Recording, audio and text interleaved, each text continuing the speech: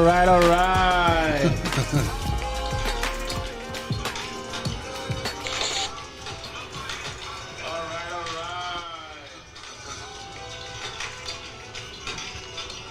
We are here. Oh. Hello, everyone. Can y'all hear me? Cut them down. Hello, hello, hello, Yes, hello. we're here. Welcome. Okay. They're like, who is this? All right. And Who is this guy? Who is this guy? Who is this guy? Once again, everyone, I am back. This is Jeff. This is Hip Hop Boulevard. yes, the And conversation. we're going to start it off right. We started off on a hip hop step, right? And we kind of stumbled a little bit, but we pick up and go. Gentlemen, introduce yourselves, please. I don't even got to introduce myself. Y'all already know what it is. It's Ty Yo, I'm gonna say what I gotta say, and that's it. The other side of this fence. Ow, not yet, not yet. Ow, ow, not yet. Ow, What's ow. going on here? Ow, not yet, not yet. Not yet. Hell, Ty Let's get to we the here. introduction first. We ready. Let's at least introduce first before you get the other side of the My road. people are all like, "Ah, what's going on, man? It's 2 o'clock, man. What's happening?" This is very late. This is very late. This is what happens when you do live shows, ladies and gentlemen. I guess on the other side. Yeah, we're gonna do that. The other All side. right. All right. So, the other side. Well, first of all, thank you, Rock. Yeah. All right. Shout out Rock. Thank you, Rock. You know. Oh, no. All right, yeah, round of applause for Rock. All right, Rock Logic. We're talking about Rock Logic. Rock Logic is a person, you know, he's a quarterback that doesn't run plays. That's a good way to put it. He doesn't run plays. He's like, all right, you're going to run? Wherever I throw the ball, if you catch it, you catch it. You catch it, you all catch right? it. Right. So that's what's going on today. My name is Jeff. I am one of the podcasters from Global Boardwalk Media. And my podcast is Prospectively Yours on later on today at 6:30. Good And I plug. came in and filling in for Rock because Rock got better things to do. No. Rock has other obligations, so he know I came to talk that talk. And I bring the spice. And then we have Gary. What's up, Gary? No, then there's Gary. Then there's Gary. What's up, everyone? I'm Gary Fax. I'm a I'll let Do him you finish have all the now. facts, Gary? I'm a key part of Boardwalk Global Media. Key part. I'm a part of the Real Discussion Yes. with Rock Logic, Gary Fax, Robin, and Rocky D. We do that on Friday nights. You'll see me on there too. Yes, Jeff is a wonderfully new addition. We have Mi Gente, My People, which comes on Saturday. Absolutely. We have Hip Hop Boulevard, which comes on Sundays from 2 until 3. Really? I thought it was 2:30 until. Never mind. What? Normally it's Do 2. we have a shots fired here? That's a good one. That was a good one for that one. It's normally We 2. still got the name of that 15-year-old kid that wanted Yeah. to come in, because I think we gotta call Ow, him. not let him finish his introduction. Then you can get him. Finish his introduction, Gary. I It's got you, I got you. normally 2 p.m. to 3 p.m., but today we had some technical difficulties. The trains. Yeah, we were MTA. And so the Hip Hop Boulevard happens bi-weekly, right? We have another show that happens bi-weekly called Hip Hop Health and Politics, Nice. which is in the same time slot as Hip Hop Boulevard, but on the other Sunday. Nice. Then we have One Night, which is our program with New York City Housing. Nice. And that's a great show. And then my partner here, favorite co-host Jeff, he has a great show that comes on at 6 p.m. Sometimes 6:30 if the trains are. You got jokes. Called Prospectively Yours, and that rounds out the shows that we have on Boardwalk Global Media. Yes. But we got some things coming in the winter time, in the fall and winter. So Adding more. yeah, we got more. We got more product coming in the pipeline. It's a network, baby. We making some moves. We making some big moves. Okay, Vince. Just understand. Absolutely. Now, Jeff, Al, Jeff, you flip the camera. 'Cause I don't know if you heard it. He said this is his favorite co-host. You heard how he said this? Sick him. I was on your side till you said that. You messed up saying that one. Let me tell you something. Everybody knows that when I go live, whatever, it's always on time. Right. All the time. And this side of the fence has a perfect record. Yes, we do. Even when we can't come on, we come on. Yep. And when we can't come on, we inform. Yes, we do yes. all that kind of stuff. Yes, all yes, right? yes. So I'm going to find that the kid's number. Here, 15-year-old. He wanted that job. He said, that guy Gary Fax, I can do a better job than him. I said, take it easy. You're 15 years old, but I can do a better job. I said, take it easy. You know what? I forgot your name, but I got your number. All right. Stop. I'm calling you. You're But calling. we got to do something about Gary. And you know what? We're giving him a break. Jeff is getting a break today. Jeff gets a break, you know, Why does he get a break? because this is the first time he came. Okay. All right. Obviously, there was some issues. Yeah, some And Rock's not here to defend himself. Right. So, you know. Nah, we can still get him. So we're not gonna say anything about look, Rock, they're throwing you under the bus. But the bottom line is that there has to be accountability to the time frame, and that's it. Order. Order. Yes. That's what we want. Order. To be early is to be on time. To be on time is to be late. To be late is to not show up at all. There you go. That's it. Gary, what do you have to say for yourself? I'm only responsible for what I know to do. I can't account for anybody else.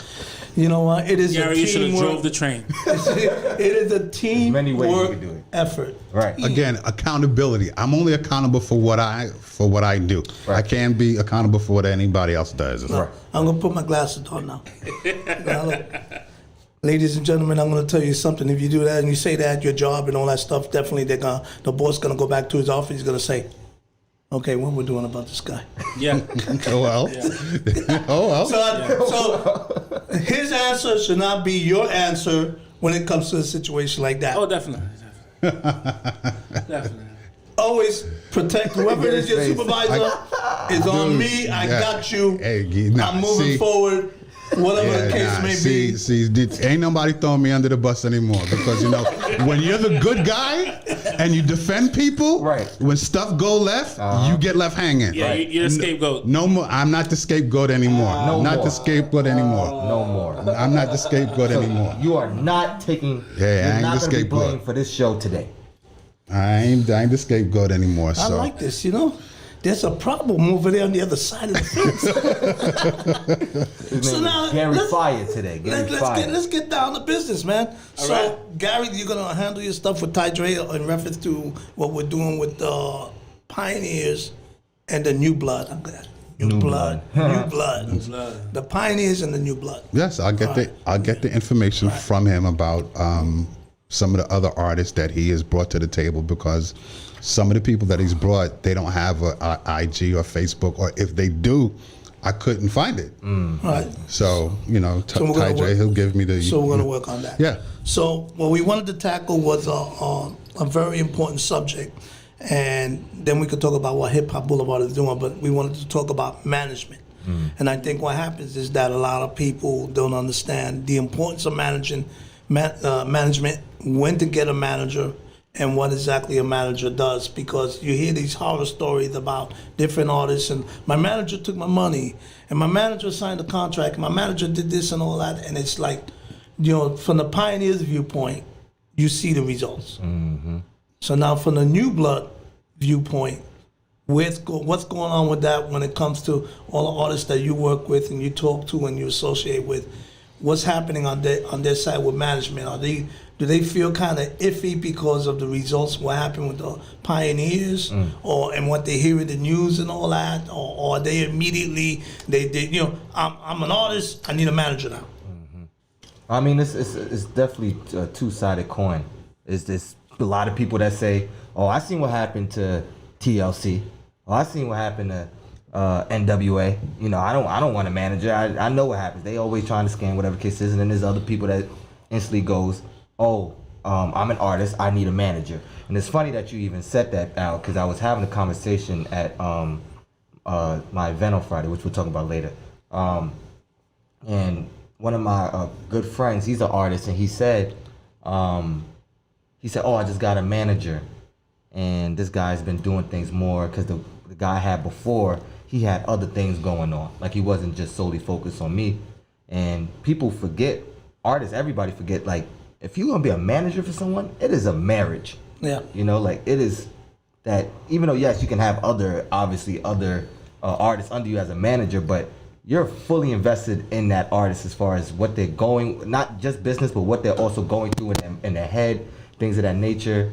So it's a lot of people don't understand exactly what a manager is nowadays because the lines are blurred when it comes to A&Rs, PRs. A lot of them are also playing as a manager role when they're not just being a manager. So I have a perspective, real quick. Sorry to cut you off. Go. I'll go after you. As far as management, I feel like my perspective is like for sports agents, right? Managers, I guess they're considered managers as well, right? They show that culture of, you're exclusively mine and I manage you the best way I can, right? When it comes to the music business, I feel like the management aspect is considered, to me, I view it as a public defender. You see, when you can't get a ticket and then you go to court and there's a bunch of lawyers waiting outside just to grab you and help you, when you go to the DMV, there's a lawyer that says, hey, for $60 I can push you through and stuff like that. This is what it appears to be in the music business. So, of course, there's distrust because you don't know who is the manager's side, if they're loyal to you or if they're a pawn from the label just to come and suck you in and then, drain your blood and use your talent. So I think that's the general perspective that, those managers are. And I think if they become clear of what their jobs are and what their intent are, then, they can be based with certain artists. Like, I didn't know what A&R was until like 3 years ago, right? So, I mean, I only knew street teams and artists. So between those two gaps, I think people should more promote who's doing it. Just like in music now, how it was the artists then became now the producers that are famous now. I think, within these things, we should show, just like in business, we know what a CFO is, CEO is, COO is. We should know from top to bottom what these people are and what they do. Gary? As far as being a manager and dealing with I've been a manager in the entertainment business. I've ran a management company. I've had a number of artists that I've signed to major labels. So I understand the dynamics of it. If you have a good manager, then a good manager is supposed to take you places and create opportunities. Unfortunately, what has happened, you've had artists who they wind up getting a deal, and because you, my homeboy, I'm gonna make you my manager, and you have no experience, right? And that's what happened a lot. Now, fast forwarding to where we're at now, because now the industry is very different than 15, 20 years ago. I've said, and actually I was on an entertainment conference about a week ago, and I was saying now, since you have a lot of independent artists out there, you can create these strategic partnerships, because the business model in the industry is changing. Right? And now a lot of artists, they're becoming a lot wiser and smarter to their product.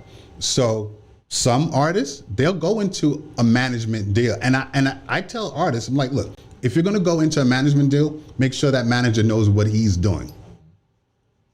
Now, if you're an artist and you are trying to control all your stuff, which is fine, but understand, when you start to be on the road, start to think, and things start to happen, you need someone that's going to be able to keep everything together for you and help create opportunities.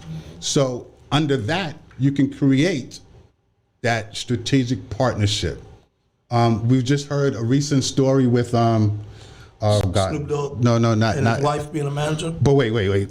See that? Chance the Rapper. So Chance the Rapper, right? Him and his manager, they're in court now because of an agreement they did And in my opinion, I think the manager just lets some things go, and then here it is, because we never know if an artist is going to blow up, right? So you sign on an artist under different terms. Then when that artist blows up, things tend to change because now you got people coming around that artist getting hit in his ear or her ear, and they're saying, well, you don't need that person anymore. Right, so that kind of messes things up. But also to what Al was saying, the other thing in the industry is you get labels who try to have management companies. Now, it's technically a conflict of interest, right? Because, for example, with Death Row Records, Suge Knight was running Death Row. Then he had his wife at one point doing the management. Tommy Boy Records, Tom Silverman and Monica Lynch ran Tommy Boy Records, but they had a separate management. Russell Simmons, everybody knows Russell. Def Jam Records. Def Jam was the label. Rush Management, which actually morphed into Violator, that was the management arm. So, so there's the different, so to Al's point in terms of management, there's a wide gamut, but I think it's understanding what a manager is. And in this day and age, it's becoming a bit more educated on if you're going to get a manager, then what type of management deal, because there's no such thing as standard. If they tell you, oh, well, I'm going to give you a standard management agreement, there's no such thing as standard because the business model has changed. So let me interject. So management, you should get a manager when you can't manage yourself. Correct. Point one. Correct. Okay? And understand that when you get a manager, like Gary was talking about, the manager should bring you to a next level. Right? Point two. Point three, the management should also be investing financially to your career. Okay? So if the manager is saying, yeah, I need $100 or $200 and we could do this and we could do that, that ain't your manager, buddy. Okay? The guy is actually a serpent taken from you. Understand the difference between a manager and somebody who's taken from you. Management, what happens with people is they confuse business with trust. And what you do is you find somebody you trust and you make them a manager. Not necessarily a great business move because you may trust them, but you know what happens with the human mind and personalities and all how it changes when money comes into play. Because you can have your brother or your wife that's been with you forever and let $1 million contract come on the table, all right? And all of a sudden, things change. Money changes people. So all those things have to be considered. You have to understand that it's a business, and I get it. You trust somebody, you make them your manager. But when the money comes into play, guess what? You may have to get somebody else to manage the person you trust to manage your stuff. That's why people have a personal manager and people have a business manager. Because there is just a dynamic change that flows throughout the whole relationship. You could be a nobody and then blow up to be a somebody. And managers that are right now, they have, let's say they have the best stable, okay? If Michael Jackson was alive today and you were an artist and you had this manager who's been with you through thick and thin and you got your $1 million deal, you got your money, but Michael Jackson's manager goes to you and say, yo, I want to manage you. What do you do as an artist now? You're looking at your manager that's been through thick and thin. You got your money already, but now you're talking to Michael Jackson's manager who's talking to you about managing you. You automatically, your mind goes through, that's Michael Jackson's manager. That's where your mindset is at. That's where you're focusing at. And automatically, your manager that you have for years is not even the thought process, because the first thought is, that's Michael Jackson's manager. And that's what these managers who are at that level can do to your artist, just walking into a room and just smiling, hey man, I think you got what it takes. You know? I like to put you under my wing. That's how fast the life of a manager and the life of an artist could change. And that's how they get ripped off. And they Because do. just because they're managing a big name artist doesn't mean that, back to the beginning, when you hire somebody because you trust them. Well, if I may interject on that, to what Al's saying is very true, because for the manager that started out with you, that grinded with you and got you up to here, right? So he works you up to here. Now the manager's up here because the new manager, the old manager did all the work, brought him up to here. Now the big manager's like, now he wants to come and take all, he wants to come in. Now you're at the level where it's like, okay, I could take you on, right? And some artists, they want to leave the person that was with them when they had nothing. Because look, in the music industry, a lot of artists and managers have struggled together. And when I say struggle, homeless, food, all of that, until something breaks, right? But then when something breaks, then the big manager wants to come and try to bring you on. And as Al was saying, some artists, they look at that and say, oh, this is Michael Jackson's manager, or this is Snoop Dogg's manager.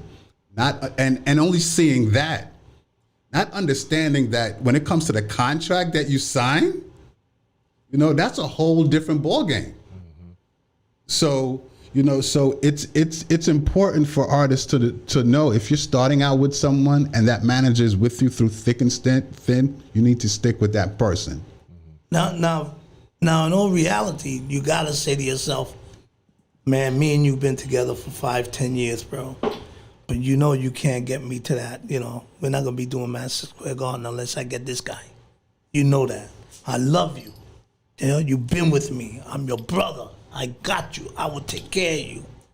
And I'm gonna use DMX as an example, because I know somebody who was personally with DMX from the beginning, and how things changed for his life after DMX started getting the notoriety and the money that he was getting.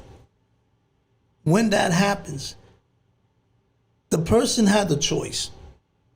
And this is when greed really can take control. If you have 10%, 15%, 20%, whatever the percentage is that you have a piece of your artist, you should be smart enough to say, you're right. That guy's gonna bring us to the next level. Let me talk to him and we'll split what I got. Because when you do that, it's gonna be more money than you made before in the first place. And you stay in the loop. A lot of people cut themselves out of the loop because the next thing out of their mouth is, but I'm your boy, man. What are you kidding me? How's that guy gonna come in and just wreck us, bro, like that? He don't know you. I know you. I've been with you. I've been doing this stuff with you. Not him. Yeah, but you can't get me in Madison Square Garden, bro. We can't do the arenas, bro. Come on. What do we work for? We did this thing to get there, bro. Come on, man. You gotta understand. You could set up a co-management deal, and as how I was saying earlier, when you have a business manager, because obviously your personal manager and your business manager is different. Right. When I was coming up, my business manager was Bert Padell, and Bert represented everybody. And I've seen a lot of things firsthand with a lot of major artists. Now, if you have a manager that can help create that business team, because the business team is what's going to get you there, right? So your personal manager, your business manager, your booking agent, your attorney, your publicist, those are the key people, that your core team, that's what's going to help take you there. Now, maybe the manager that you have, that's your boy, he may not have the ability or the contacts to get all those people. You understand?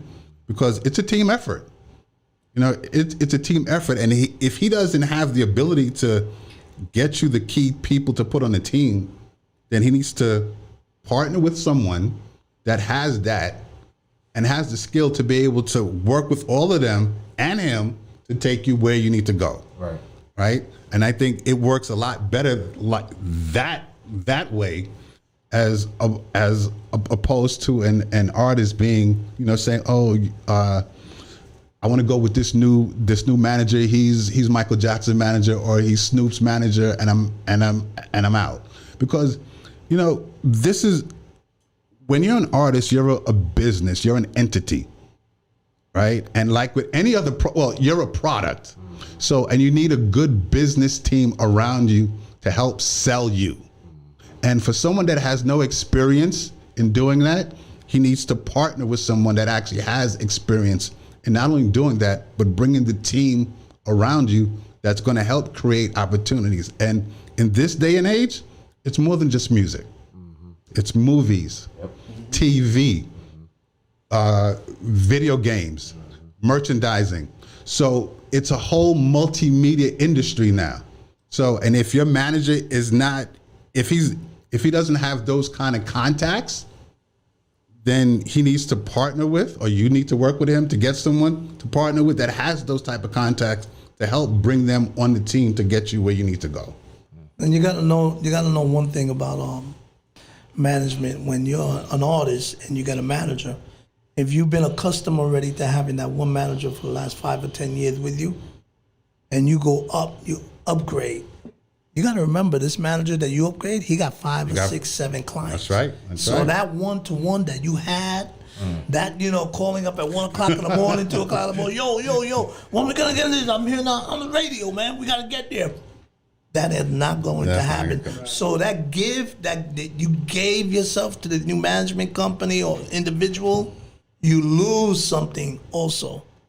And that control that you had, that intimacy that you had is gone.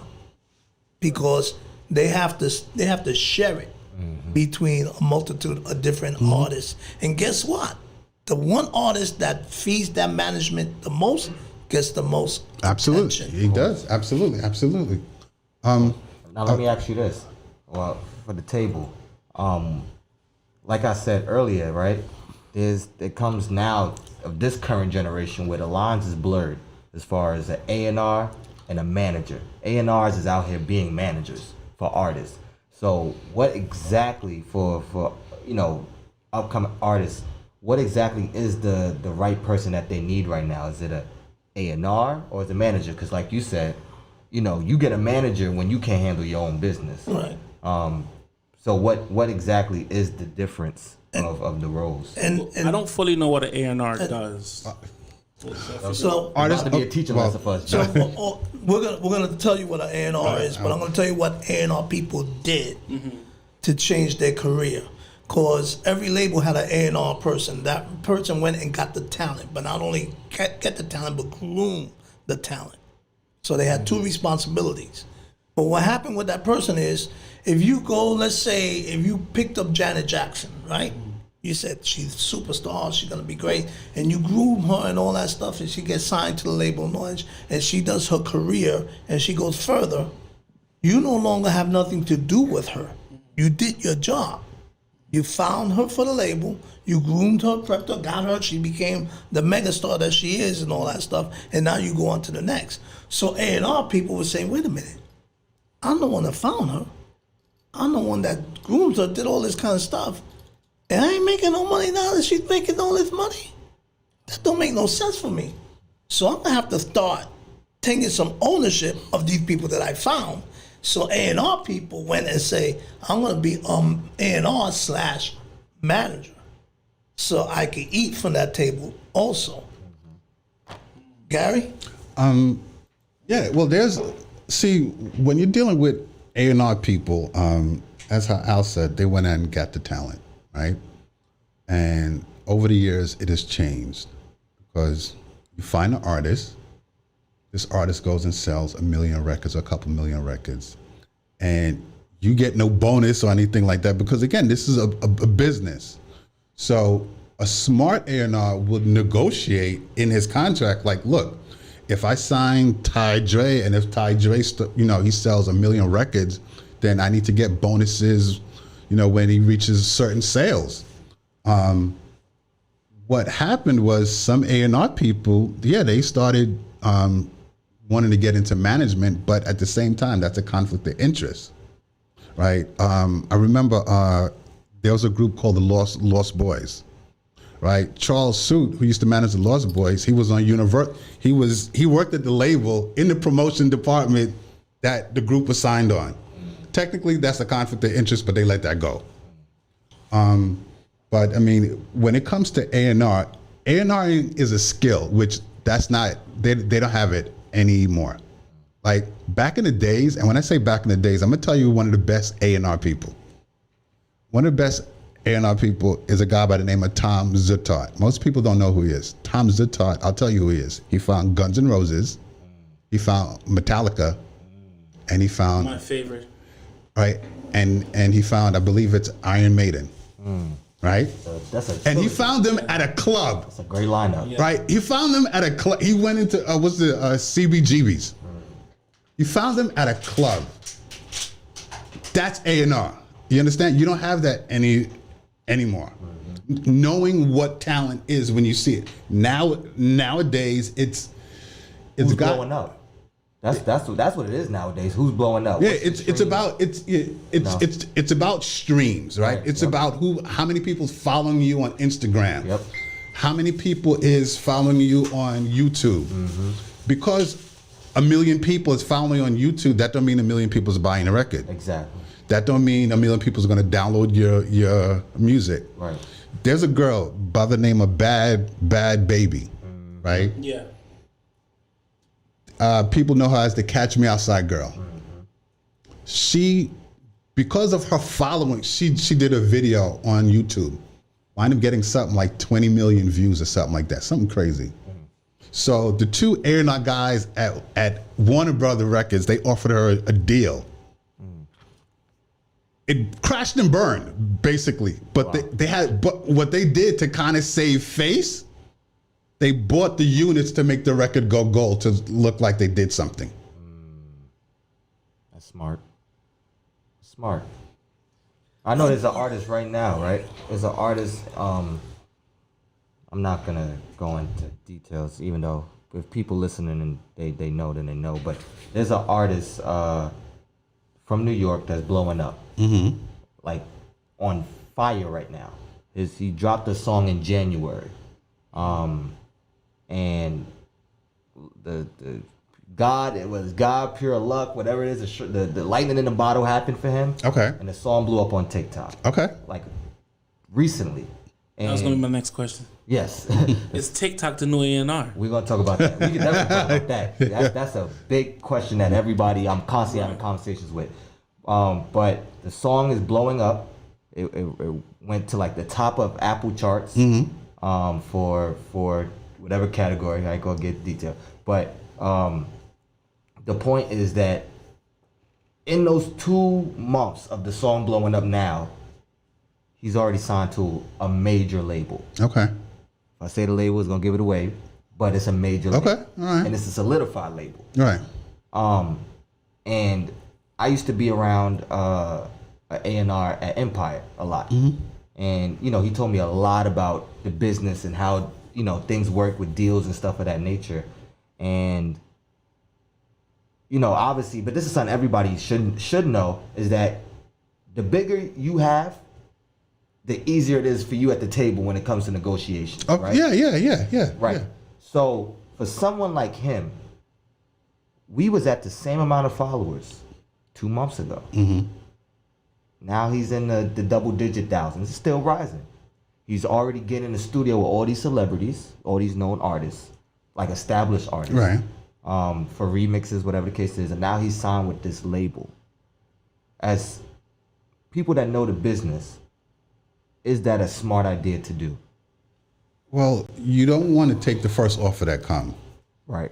Right. It's about again, this is a business, and I think a lot of hip hop artists, a lot of hip hop artists strive to.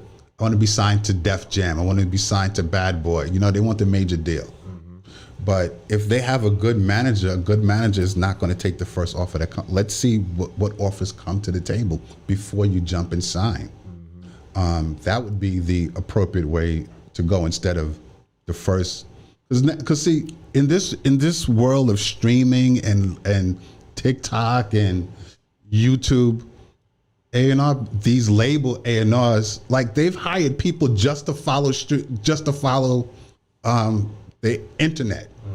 So they don't have any talent, right? No A&R hearing skills. You understand? All they're looking for is, they want the major deal. who's popping, who's following. And popping means who has the most followers. So if they're judging based on that or making their decisions based on that, okay, I get it. But from a manager standpoint, I want different offers to come in. Right? I'm not just going to jump at the first offer. Look, rock bands been doing that shit all the time. You don't never hear a rock band sign with the first label that come at them. Yep, that's a fact. I have a question real quick. I understand what you said. Like, you shouldn't jump at the first, label that comes at you.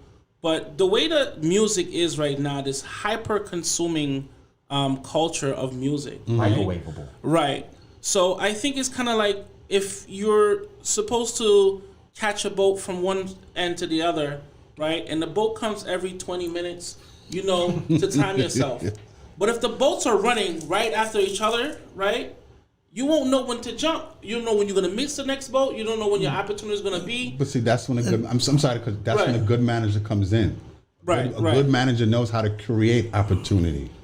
But how do you go against the timing of the internet popularity? That kind of bubbles real quick. And Jeff, I want to answer the question because you're basically piggybacking on what Ty Dre was talking about.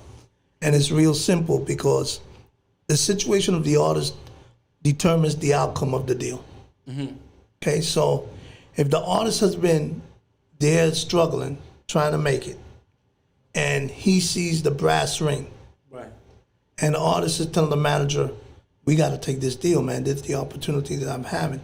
You don't know what situation the artist has in the back. Right. Okay? We live in a world of child support.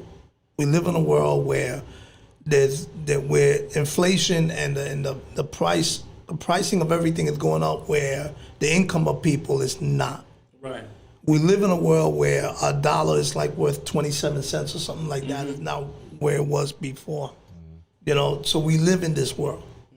So when somebody says, I'm gonna waive this $25,000 check, and the manager say, we'll get $50,000. You're looking at your current situation, and at the end of the day, when the artist talks to the manager, the artist is always going to win, because the next thing out of the mouth is, you know what, bro? I don't need you, bro. I need to get this deal. You don't know what's going on in my life. I need this money right now. I need this money right now. Right. So if they offer me the money, I want the money right now. There are lines of stories of different people who passed up on opportunities, waiting for the deal to get better. Right. Understand that the music business is changing. All right. The complexity of people's lives are getting more difficult. We just came from a damn pandemic. You didn't even know if you're gonna live tomorrow. Right. All right. So all that stuff is here, and then it'll come out here. What you want to receive, what you want to do, how you want to move. A lot of people, it's emotionally an impulse, a reaction.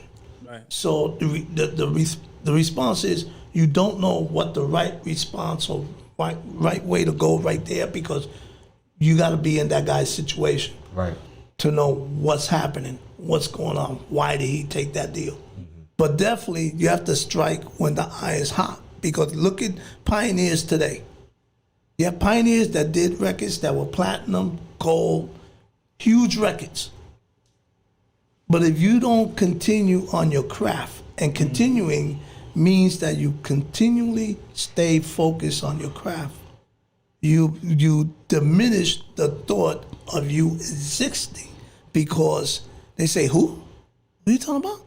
Right. I haven't seen or heard from, because you're thinking you could live off that record. Right.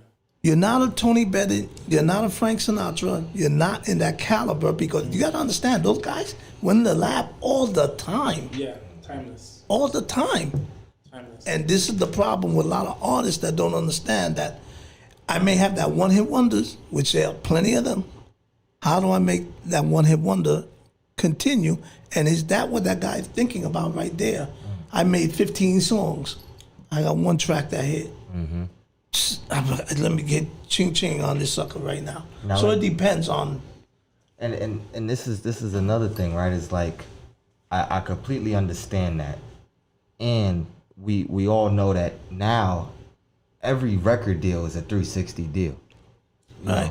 360 is they're taking everything, no matter what. Well, see, yeah, they will see with the For upcoming artists, you know, not the Well- established.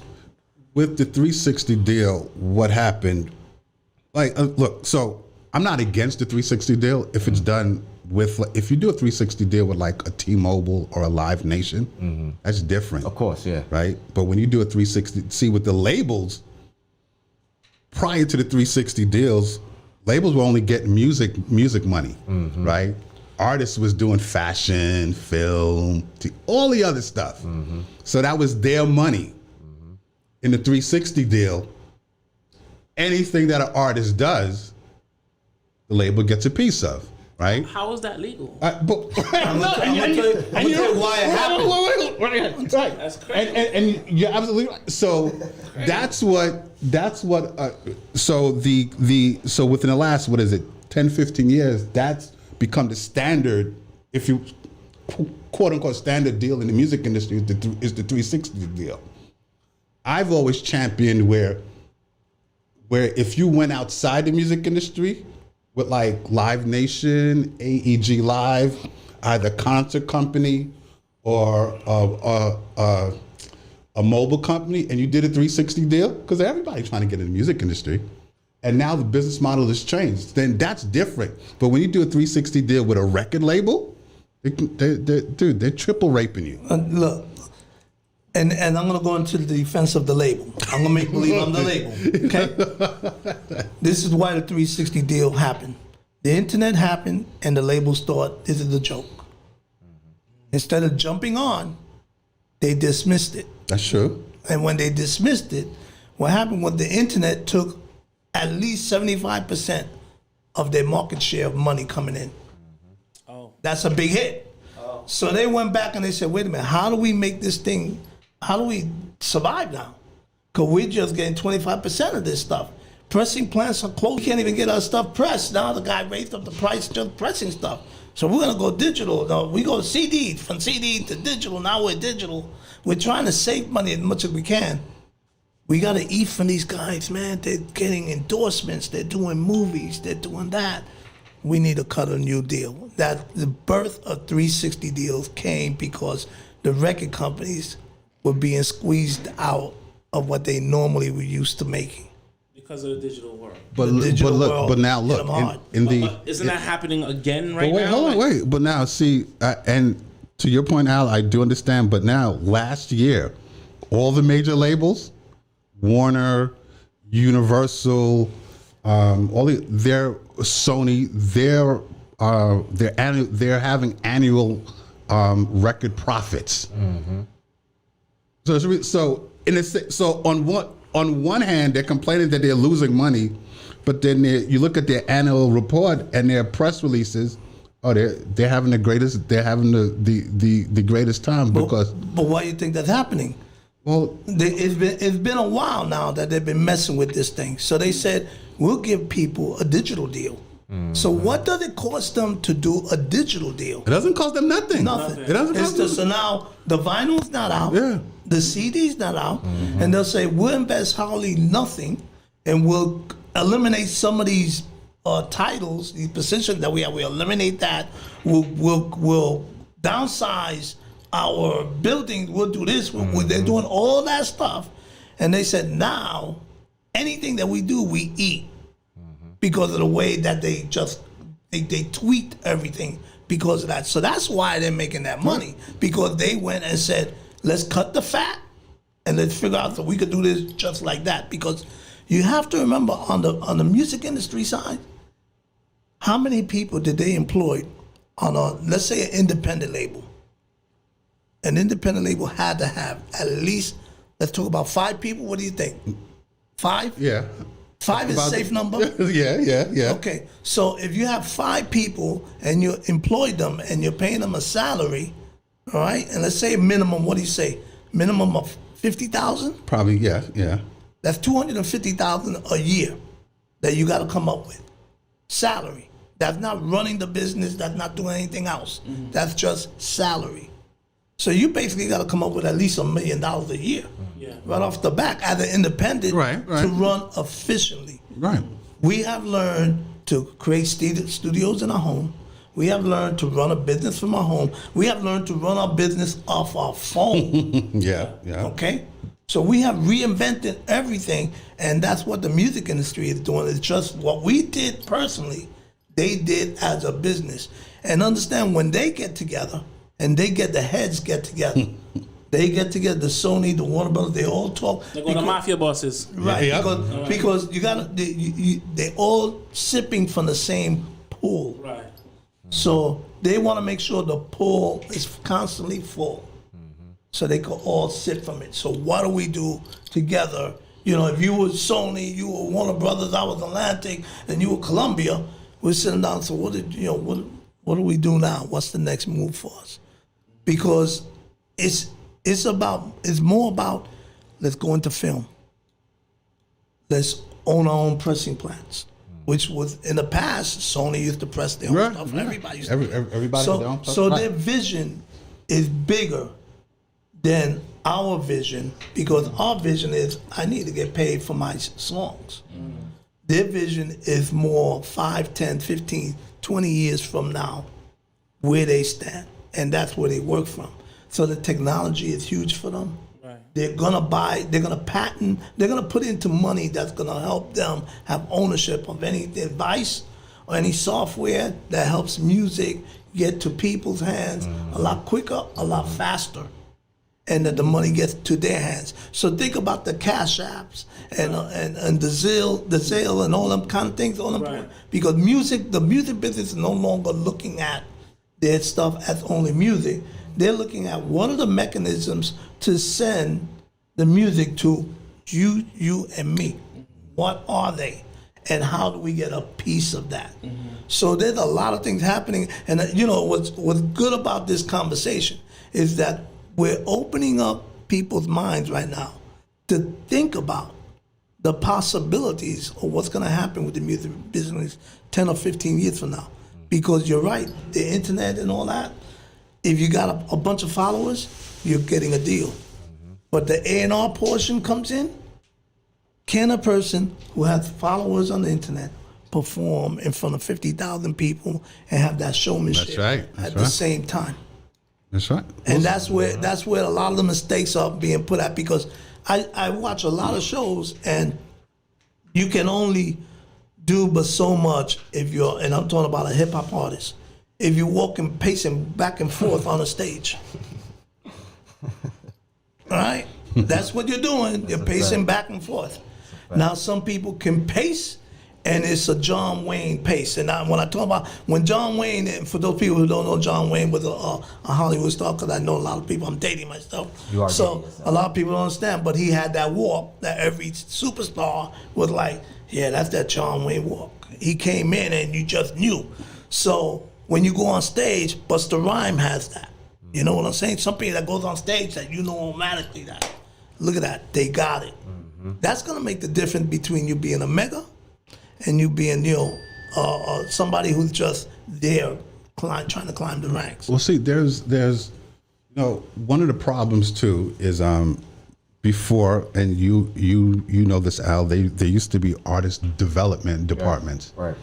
The labels took all of that out because in order to get to the point of when you're on the stage, to have that stage presence, that was part of artist development.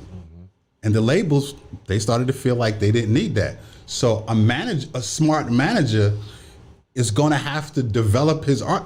My artist in Australia, I told him you need to practice in front of the mirror. You understand? You need to practice in front of your friends, right? Because when you walk out on stage, there's a certain stage presence that you have to have.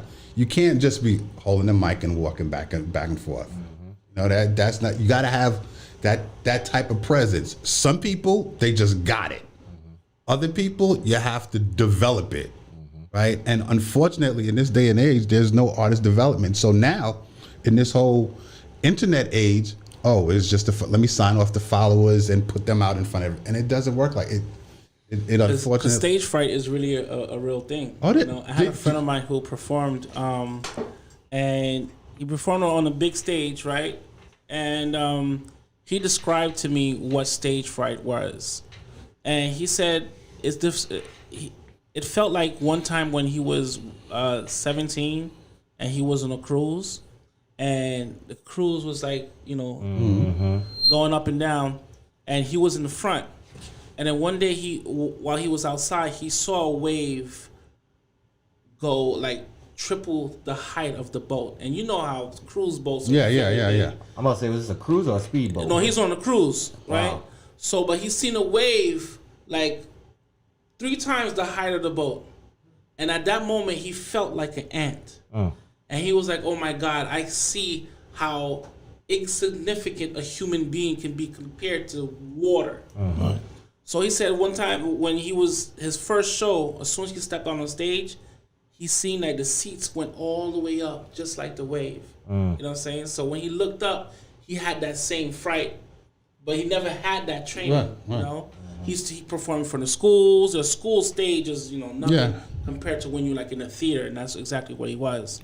And I can understand how that can be very scary for an artist. And if you're not trained, then So Jeff, you got your answer in reference to an A&R because Gary just broke it down because it's artist development. Right.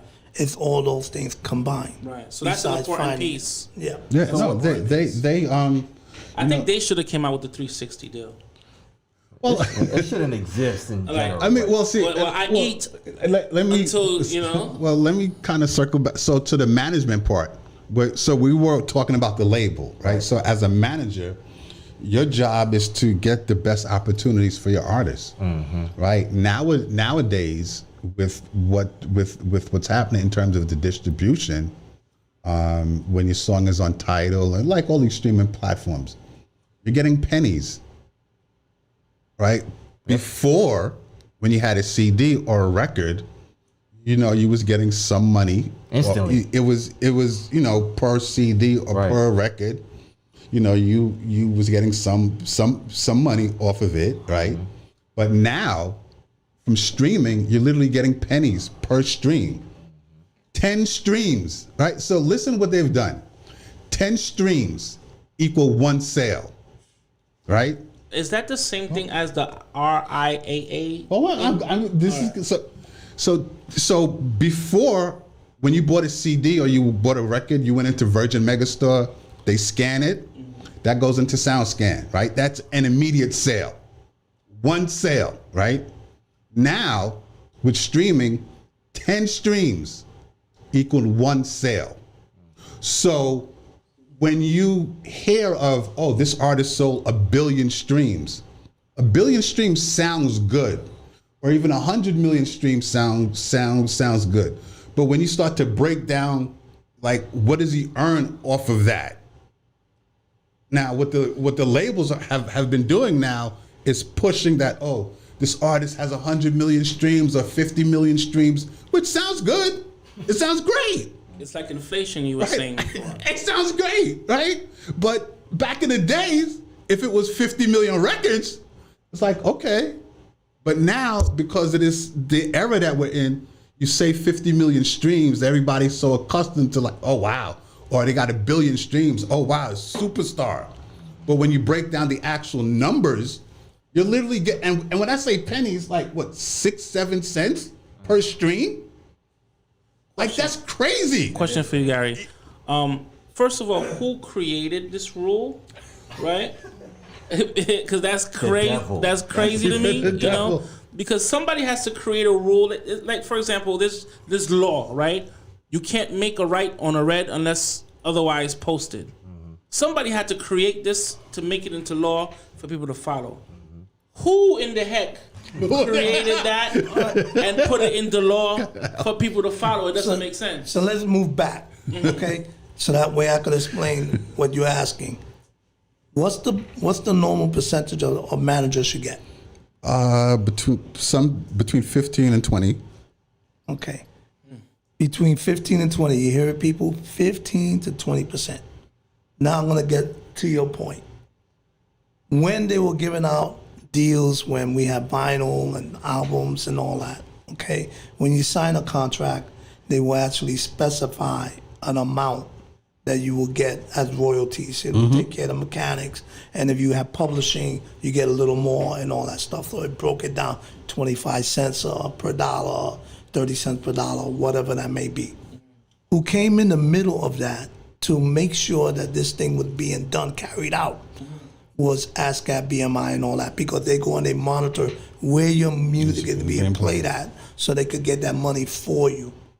Okay, so when they eliminated the actual vinyl, okay, and they eliminated the CD and it went digital, that contract had to change because all those costs was in there. So that changed. Now you're dealing with something that's not tangible. Right. Okay. So now they said, so if we're not spending that much money and we're not giving you that much money, and this thing is like this, and we're not talking about 100,000 units now, we're not talking about 1 million, 2 million, we're talking about worldwide. We got the world now. Right. So we're not talking about national, we're not talking about overseas licensing, we're not talking about none of that stuff, because if you got the internet, you could download it. Globally. You know? Yeah. So now the number changed, so the pricing is going to change, because now I'm saying, instead of if you said, I don't want to get paid for this show, I want to make $1 from each person that came in. If the arena hold 100,000 people, and you cut that deal, you walking away with $100,000, where normally you would charge $25,000. Okay, so that's the concept of why the pricing changed, because there is no, Makes sense. there is nothing here. There's no more packaging costs because Right. Makes sense. once all the majors closed their pressing plants, it took away the packaging, because all the pretty packaging that people like to see, the artists pay for all of that. They take all that money out, but now they don't got to pay for it. So now, here go a big kink in this whole thing. The Latin industry is totally different. How so? The way they count it? The Latin industry, first thing, is very much CD driven. Besides the digital, CD driven.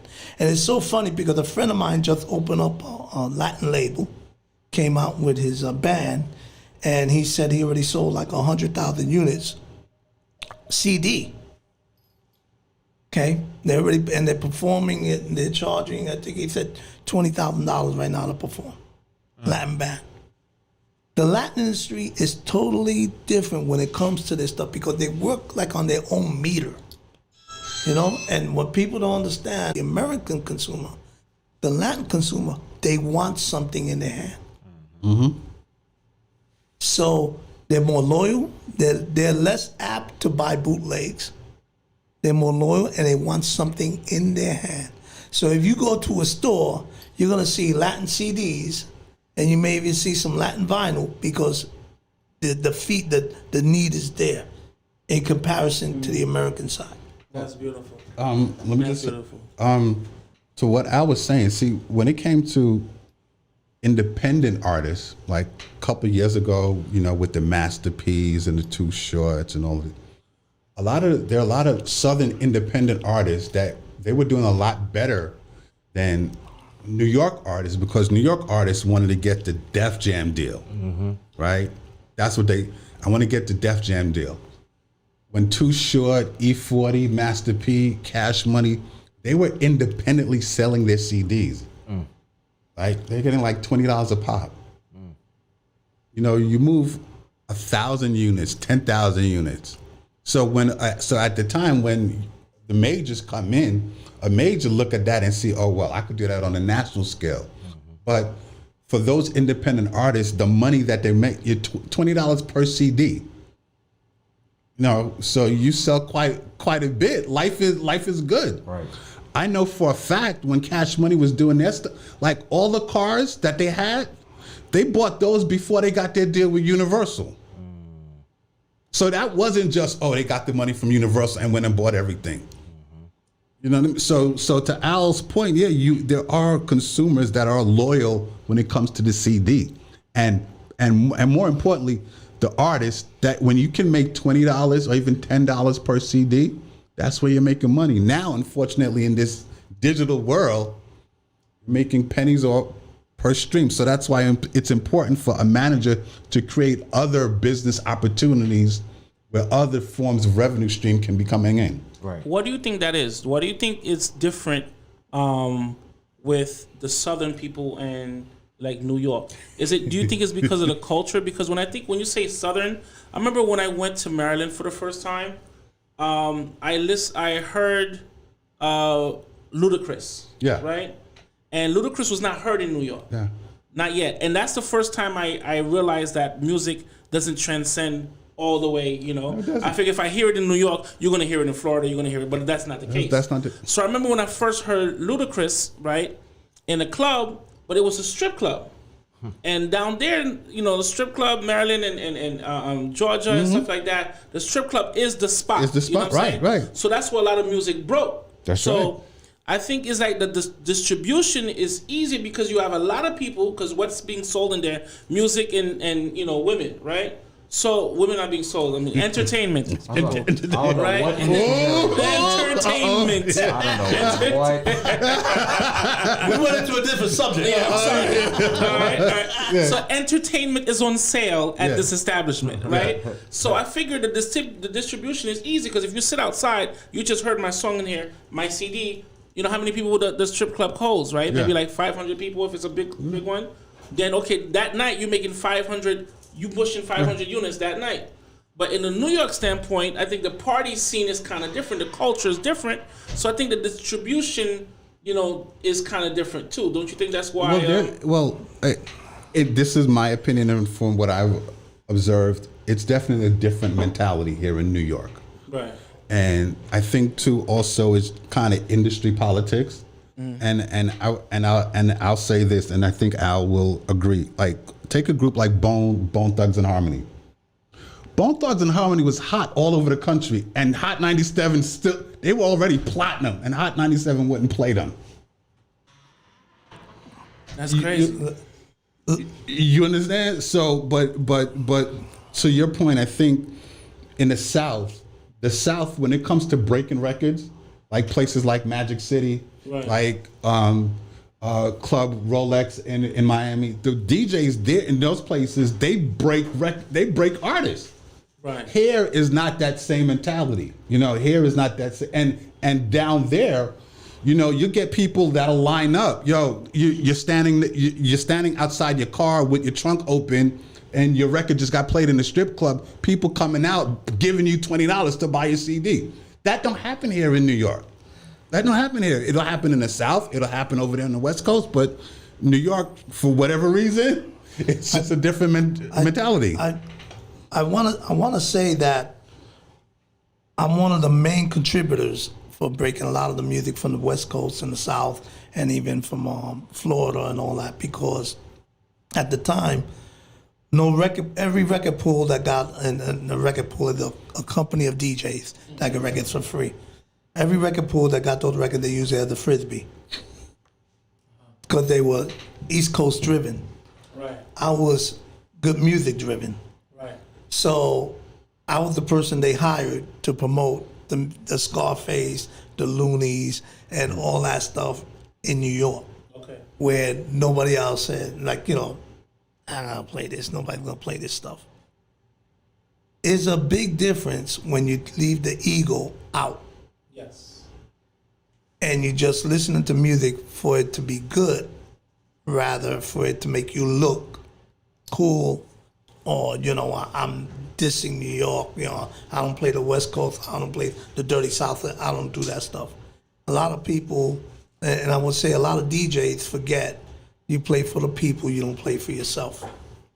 And your job is to inform them of new music, show them, play for them new music, not recycle the same old thing.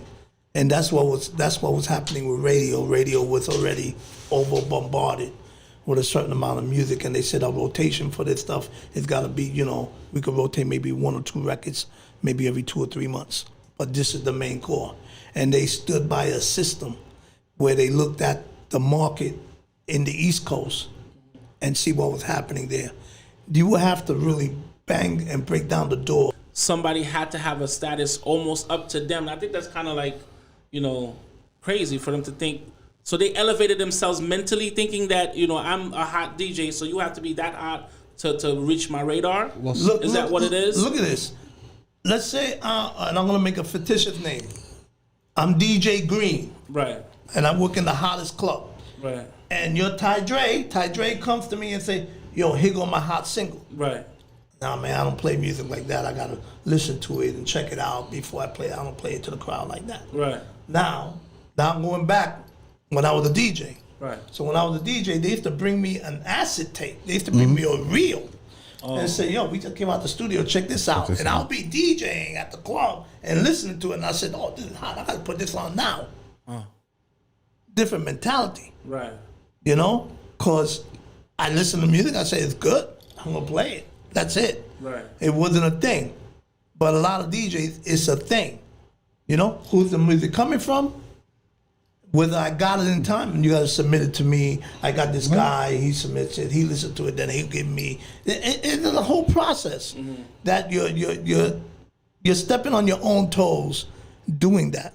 So how the hell? That's why the young bloods don't get the break, and they created their own break using the social media platform to create their own break. Right, and now the DJs are wondering what's going on. Right. What's going on is that you didn't open the door. Well, yeah. I mean, if I could add on that, unfortunately, you have some of these top DJs. They feel that you got to come to them. Right. And even with the labels, right? Even if your artist is signed to a label, the top DJ feel like, oh, you got to come to them. And if they don't accept it, then you're not going to get anywhere. I know, specifically, I dealt with a situation with Nelly. Mm-hmm. Nobody wanted Nelly on the East Coast. Nobody. It took the DJs in Hawaii to break Nelly. Hawaii. Yeah. That's Why crazy. DJ Association? Exactly. There was a record pool out there. Exactly. It took the That's DJs, crazy. but I'm just telling. But see, on the outside, people see it differently. But for those of us on the inside, we know the stories, and it's interesting to see. And with some of these big DJs, you almost got to kind of force them, be like, okay, well, I don't need you. You're gonna come back to it later, because now your director's gonna come and tell you to add it. Because when you got people following you. And when I say following you, back in those days, coming out to the clubs and they playing your music, all of that stuff add up. And especially if you're an artist that travels overseas and starts to get a following, now you want to be the DJ to be over here to break it, to play it first. So again, it goes back to, a manager knowing how to navigate the situations, right? Because a new manager is not going to know that. He's not going to understand that, because some of these now, hey, they got attitudes, so they got egos, but with social media, SoundCloud and YouTube and all of this, TikTok, the younger generations just bypass them and create their own following. And now we could talk about the surprise Hip Hop Boulevard has coming up, Let's go. because we're getting close to the time, right? Yeah. We passed Let's go. that. Last time. Let's go. So look, because of that, somebody gave me a call and told me, yo, Al, I have a project. I said, you do? He says, do you remember you used to do this, you used to do that? I said, yeah. He says, well, you could do that again? I said, you know what? I'm going to do that again. So, and I don't know the name of it yet, because this literally just happened day before yesterday, Ty Dre. Oh wow, this is fresh. This is really fresh. But this whole conversation that we had about DJs playing music and all that, Right. we're starting up a company without taking away from everybody's company, going under the bannership of Hip Hop Boulevard, but with using different individuals to create this entity together to break music. And I'm going to tell you the name of the peoples that I have involved in it that I already spoke to them. So IAS Music Reviews, one person. Okay, Geechee Dan is another person. Big Jeff is another person. You're not talking about me. Steve Richardson is another person, all right? And Eddie Rivera is another person. And what we're doing here is, and I spoke to them, I said, you know what, I don't want to say street team. Okay. It's a different level. Every one of these guys that a name that I drop, they're powerful in their own ranks. And Ralphie CBS from the LES, another person. We're putting together, if, for lack of a better term, the dream team, that if somebody was to say, I want to hire somebody to get my music out there and get my artists out there, that they will cover New York and Connecticut. And we talked about it, and I'm glad to say we got our first account. Excellent. We're starting next week. Jeff, put the clap. There you go. So, And y'all got an in-house photographer too. and the thing that people know about me is like, I'll go wherever, whenever, however to get something done. Like I was at Ty Dre's event, and people gotta understand, when there's something bubbling, you gotta be there.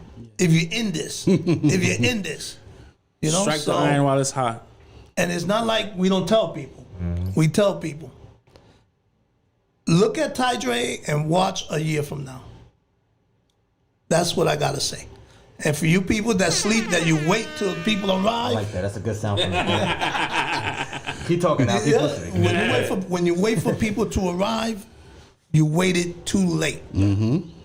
Okay, because it's all about being there at the moment of when it's happening. That's I right. remember when we started this show. Right. That's All right. right, That's it was right. just a concept, a thought, then we made it from a thought to a reality and what's happening now. That's right. That's right. Okay, we're pushing the subject and all that. And now I'm just letting you know, this company starts next week. We already got our first account, and next week the next episode that we do, we're gonna be pumping it out.